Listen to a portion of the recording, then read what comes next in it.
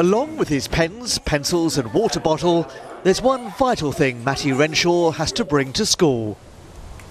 The 10-year-old has asthma. In winter especially, he can suffer serious coughing fits. It affects me when I'm running because I have to stop a minute to try and get my breath back, and if I don't stop I can't get my breath back. Asthma is the most common long-term medical condition in children. There are more than 1 million young sufferers in the UK. In 2011, it was responsible for the deaths of 18 youngsters under the age of 14. You know, I lost George, and his legacy has to be a huge, massive thing. Kim Douglas from Great Barr in Birmingham knows the pain of losing a child to asthma.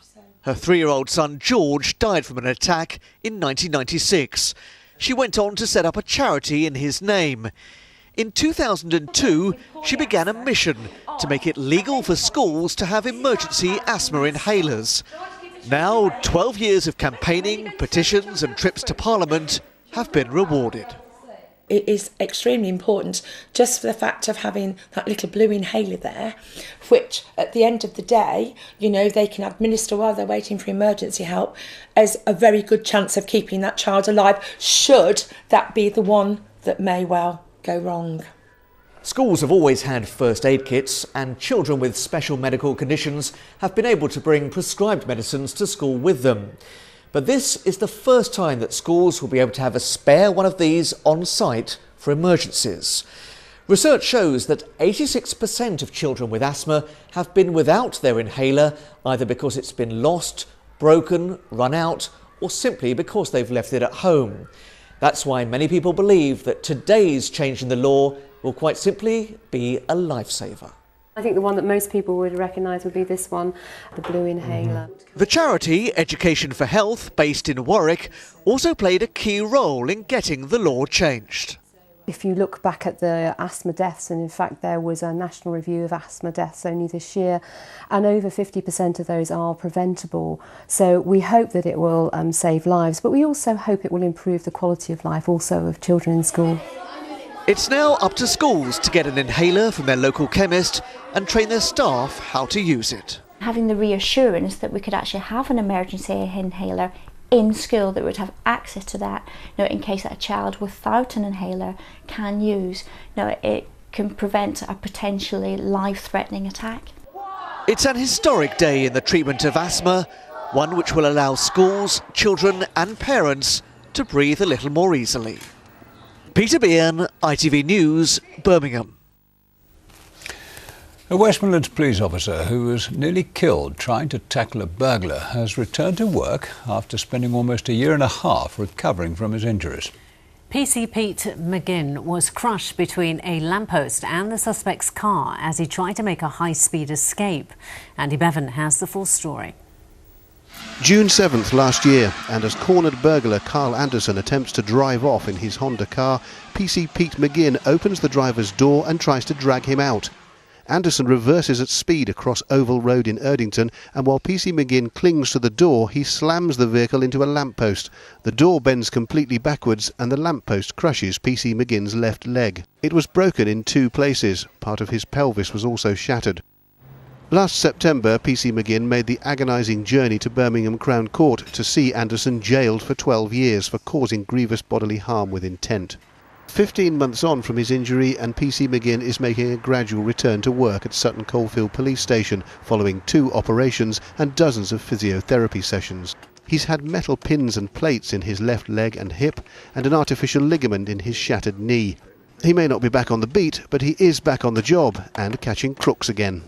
It's great. I mean, the banter, a lot of changes in the time I've been off. People have moved to different stations and stuff, but a lot of good faces here. It's nice to be part of a team and getting back into what I believe I do best. PC McGinn has already received awards from his local commander and the Chief Constable of West Midlands Police, Chris Sims. Now he's in line for a National Police Bravery Award.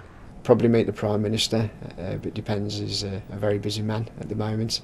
But it would be nice, and it would be great to visit Downing Street, and it's nice to be acknowledged. He's had great support from colleagues here at work and visiting him and taking him out. but I think it's great to have that camaraderie back in the workplace now. And certainly, I believe his wife described him as returning home from his first day back at work as really quite buoyed. So it's great to see him back. PC McGinn has been with West Midlands Police since 2002, but he admits that in all his 12 years on the force, he often thinks how differently events on that one day in June last year could have turned out. Yes, it could have been easily that I wasn't here, a matter of inches from being killed outright. Luckily, fortune favoured me that day. There's still more surgery to go, and there are some activities he may never be able to do again. But being a police officer is what Pete McGinn lives for, and he's proved that nothing can take that away from him. Andy Bevan, ITV News. And we wish PC McGinn a continued recovery. Now, there's more news for the Midlands on our website, including the footage of a man seen acting suspiciously after 3 arson attacks in Tyseley in Birmingham. That's itv.com/central. And still to come on the programme, the tax disc comes unstuck after 93 years. Sport though, now. And Birmingham City's acting chairman has left the club after not having his contract renewed. Peter Panu, who's been highly unpopular with Blues fans, signed a 5-year deal with Carson Young in 2009. Well, despite the club making huge losses, Mr Panu, seen here behind Carson Young, continued to be paid almost £1 million in salary and consultancy fees every year. That was particularly upsetting for fans in this financial year 2012-13, when the club posted losses of £4 million. This made him one of the highest earning directors in English football. On the field, Birmingham City got their first league win in 8 last night as they travelled to Millwall. Lee Clark's side were 2 up before the break. Clayton Donaldson got the first for the Blues before a neatly slotted free kick from David Cotterill. Millwall responded and pulled one back in the second half, but Birmingham sealed victory 6 minutes from time through Wes Thomas. They now sit 19th in the table. And Derby County picked up 3 points at home to Bournemouth. The travelling side had their keeper sent off for handling the ball outside the box. And despite the ball ending up in the back of the net, it wasn't given. However, Will Hughes made sure Derby would get a goal that counted. His shot firing them into the lead with 10 minutes to go. Chris Martin then got a second for the Rams in injury time, and this result leaves Derby a point behind the leaders. The national and international news is a few moments away, so let's take a look at what's coming up. And Alistair Stewart has the headlines tonight. Tax cuts for 30 million, says Cameron, if he wins the general election. The Tory conference loved it, but Labour say it's uncosted pie in the sky. We put the promise to the test. A body is found in the Alice Gross investigation. Police say it's now a murder inquiry, with the main suspect still missing.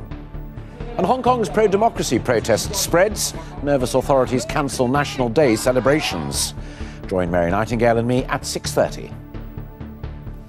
Now, they've been a familiar sight on our windscreens for more than 93 years. But today, it's the end of an era for the tax disc. From now on, everything will be done digitally, using an electronic register to keep records. The government says it'll save money, but some motoring organisations say it could make fraud easier. Either way, those little perforated circles of paper will be missed by many, as Andrea Thomas reports.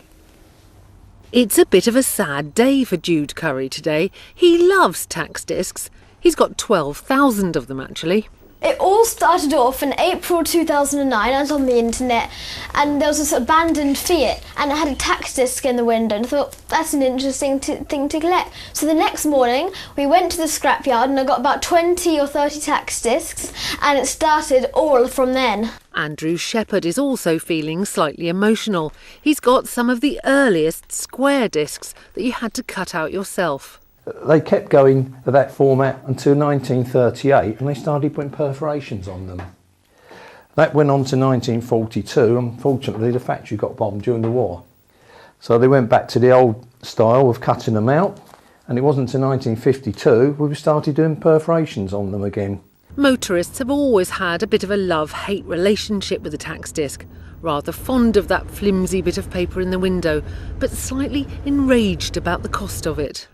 Britain has 15 million motorists, all of whom, according to the RAC, are victims of a modern version of highway robbery. Highway robbery or not, when the disc makes way for the digital age, will it improve matters? The government's gone to great lengths to convince us that it will, claiming the removal of the paper trail will save taxpayers a cool 10 million. You know, we've had some great times.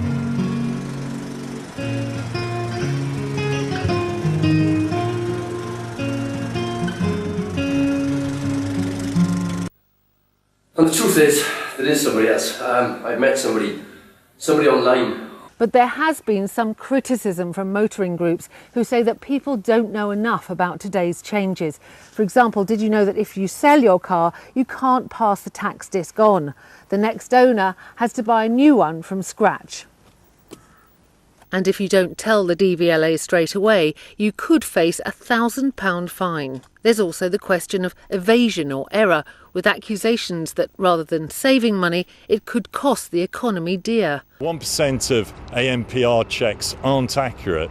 People might have a dirty number plate, or the screws on the number plate might be too close to the numbers or the letters, and all those things can actually distort the reading, so there may be some small problems. Either way, there's no turning back now. I'll never forget you. Bye. And suddenly the left-hand side of the windscreen is clear. Yeah, but why do they have to change it? I know, I quite like the little perforated circles. Yeah. Never mind. Let's get the weather forecast, shall we? Here's Lucy with the details.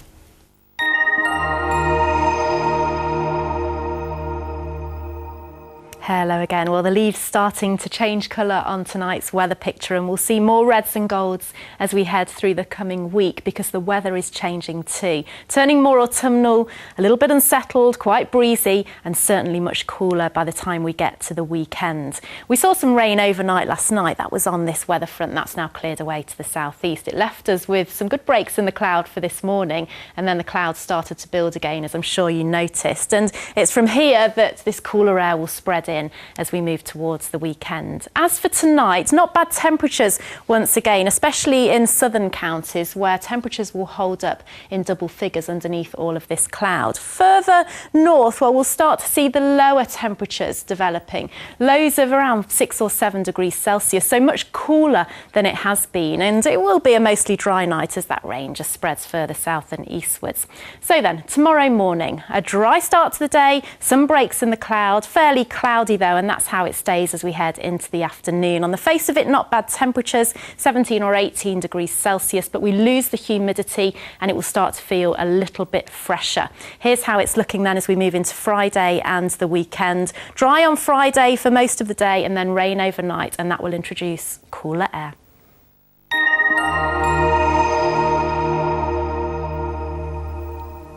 And these are the stories that have been making our programme tonight. Former Guantanamo Bay detainee Mozam Beg from Hall Green in Birmingham has walked free from prison after 7 terror-related charges against him were dropped when new material was disclosed to prosecutors. In the last few minutes, his father has given his reaction to the news that his son has been released from prison a free man. Was taken in for nothing. Yeah. They couldn't prove anything. They don't have. So months and months have gone past, and the entire family was disturbed. And a West Midlands police officer who was nearly killed trying to tackle a burglar has returned to work after an 18-month recovery. PC Pete McGinn was crushed between a lamppost and the suspect's car as he tried to make a high-speed escape. And that's it from us tonight. For live updates throughout the evening, always log on to our website, itv.com/central. I'll be back with the late news headlines at 10:30, but from all of us here on our team, we wish you well and have a pleasant evening. Bye-bye. Bye-bye.